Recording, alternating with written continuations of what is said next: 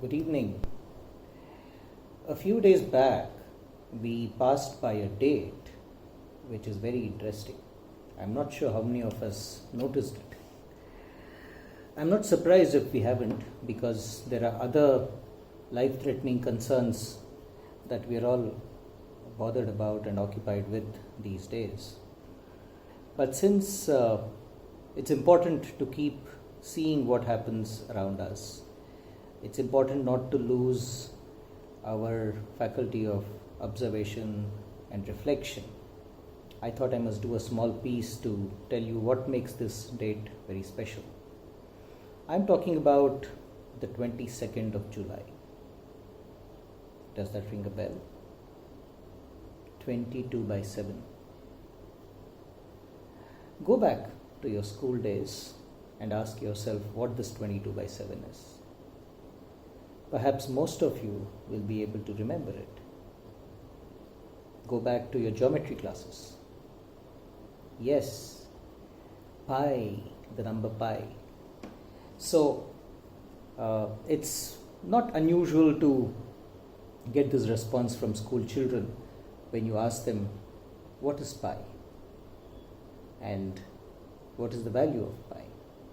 And, the answer is given almost instantaneously, 22/7.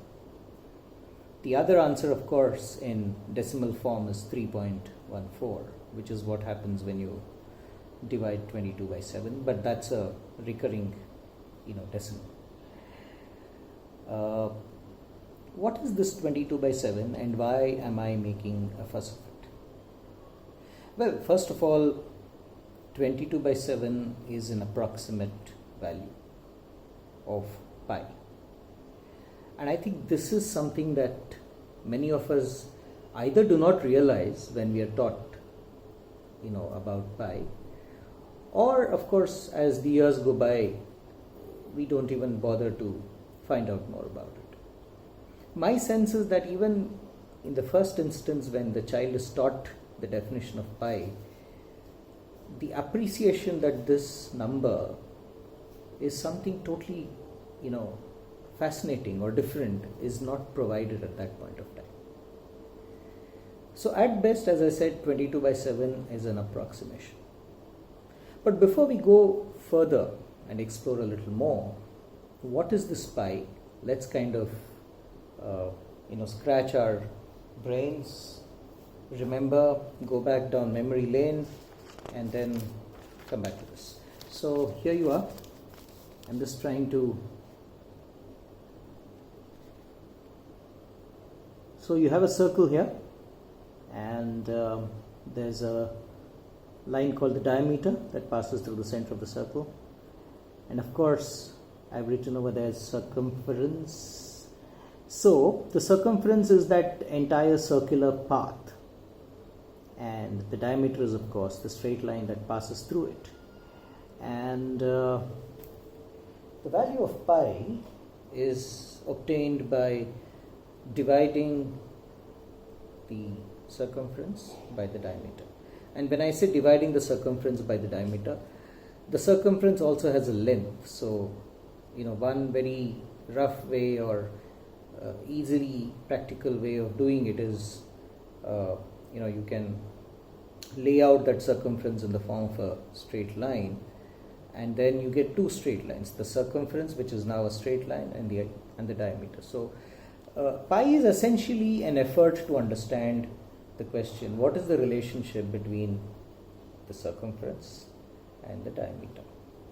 And geometry is full of this. In its most essential form, what we call as physical geometry, which we learn in school, is all about finding relationships. For example, how are the sides of a right-angled triangle related to each other? So we have the famous theorem of Pythagoras, though Pythagoras was not the first one to have discovered those relationships, right? So the hypotenuse square is equal to the sum of the squares on the other two sides.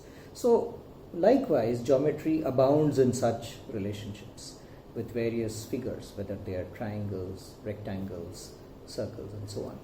So pi is a very fundamental relationship between the circumference and the diameter. But the interesting thing is that 22 by 7 is only an approximation. So what is the actual answer then? And it turns out that you and I will never know, because the decimal place, the number of decimal places when you divide the circumference and the diameter, you get this 3.14, right? So it goes on forever. It goes on 3.1411596 da da da da da. There's no end to it. Such numbers are called irrational. They're called irrational because you don't understand their behavior. It's a little like human behavior, often irrational. We take decisions for which the reasons are not apparent, right? And sometimes we ourselves do not know why we are acting or behaving or deciding in a particular way. So pi is a lot like that. It's a lot more complicated, in fact, because even after trying to compute or calculate pi up to several trillion decimal places, the damn string of decimal places do not seem to end. They just keep going on and on. And it's not, a recurring decimal, right? It's not like 3.142857, 142,857, which is what you get when you divide 22 by 7, by the way. If it's a recurring decimal, then we know that there's a definite relationship. Here, in this case, there is a definite relationship between the circumference and the diameter, but you and I cannot find this out. There's one more quick example of such a relationship which is very definite but which cannot be computed. And have a look at this. So here's a right angle triangle, and the two sides are 1 unit each, and the question is find out the hypotenuse. So the hypotenuse, as we said, is the square, is the sum of the squares on the two sides, that is 1 square plus 1 square, which is equal to the sum of the square on the other side. So which basically, if you apply Pythagoras' theorem, you get root 2. Now root 2, what is the value of root 2? It's again irrational. It's 1.4 something something. It goes on. It doesn't end. So you have a classic case of a line that exists. You can actually see the beginning and the end of the line, but you can never compute the value of the line using the methods that we have. It is impossible to do it because that relationship is something that cannot be pinned down. So as opposed to rational numbers which children study in middle school, irrational numbers are those that cannot be expressed as a simple fraction. So I'm not going to go more into this. The very fascinating thing for a child to understand or for a teacher to understand is that there are numbers whose values we will never know. And I think the Greeks, from the time of Pythagoras and Archimedes and so on, they were stumped by this discovery because they looked at harmony and they wanted numbers to describe. They thought numbers described a universe in harmonious ways. But here, these numbers, that they came across, for example, root 2 and so on, were numbers that could not be pinned down. They appeared very messy. And therefore, their notion of an orderly universe which could be described through these numbers came crashing down, and they hated the irrational numbers. Little bit of history on pi. It has got a very, very ancient history. So, for example, it's at least 4,000 to 5,000 years old in terms of the quest to understand pi. If you look at what the Babylonians did, they arrived at a remarkably accurate or very close to the value that we use today, 3.125, and this was some 4,000 years ago. The Greeks around the time of Archimedes also came out with something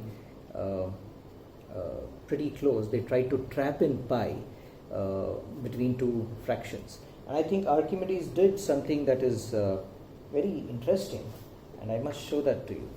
So have a look at this figure A2 closely, and you'll see that there's a circle inside in between, and there are two hexagons. One hexagon is put inside the circle and the other one is circumscribed. It's put outside it. So it's a very clever method. It's called as a classical method of computing the circumference. So the logic here is that when you trap this circle between two hexagons, one outside and one inside, these are regular hexagons, so each side is equal to the other. If you look at the perimeter of the hexagon, that is the total path of the hexagon, that is very close to the path of the circle. It is not quite the same because the circle is still a circular curve figure and the hexagon is a straight line. But then suppose, let's say, instead of a 6-sided figure, which is the hexagon, if I inscribe a 25-sided figure or a 50-sided figure, and I think that those are the kinds of things that Archimedes did. In fact, it is said that he tried to inscribe a 96-sided polygon inside a circle and then another 96-sided polygon outside, circumscribing the circle, and then he tried to trap the value of the circumference by approximating that to the value of the perimeter of the polygon, the 96-sided polygon. I don't even know how a 96-sided polygon can be constructed within a circle, and using the kind of primitive tools that Archimedes must have had at that point of time, this is an amazing feat. There are stories, of course, of the history of pi where people have inscribed several 100-sided polygons inside a circle, and I'm sure they must have spent years trying to do that. And look at the amazing, determination of the spirit of inquiry, the human spirit, that one had to get to the bottom of the matter. So the classical method, unfortunately, falls short of telling us what pi is. It gets us pretty close. So we've looked at, the Babylonians, the Greeks, the Chinese. I think Su Chung Chi is the name of the guy, if I remember correctly, around the 5th century AD. He computed pi and he said it is between 3.1415926 and 3.1415927. Isn't that remarkable for a 5th century AD result? So, but as we said, pi cannot be computed, and I'm going to leave you with something that is really remarkably strange. In fact, it is quite shocking in terms of how pi crops up in other places where we least expect it to. So around the 15th, 16th, I think around the 14th, 15th century onwards, mathematicians developed a new field called mathematical analysis, and these were the kinds of expressions that they were studying. So these are what you see on the right side over here is an example of what is called as an infinite series. 1 by 1 square plus 1 by 2 square plus 1 by 3 square. If you keep adding this infinitely, what you get is this figure with this familiar number, pi square by 6.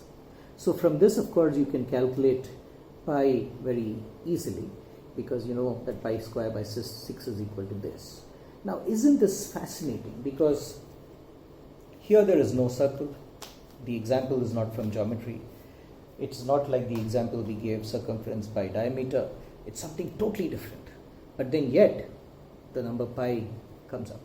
It comes up in physics in many different ways. So there are all these intriguing,